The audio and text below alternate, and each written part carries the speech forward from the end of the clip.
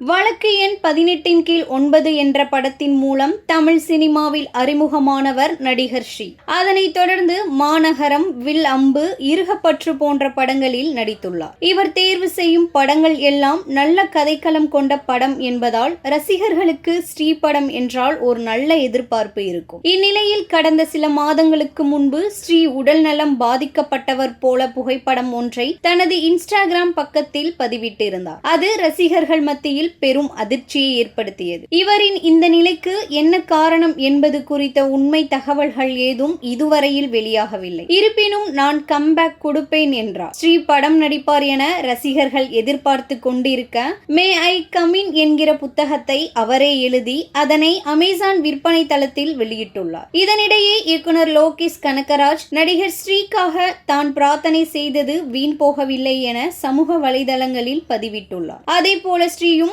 மச்சான் லோகேஷ் நான் வந்துவிட்டேன் என பதிலளித்துள்ளார்.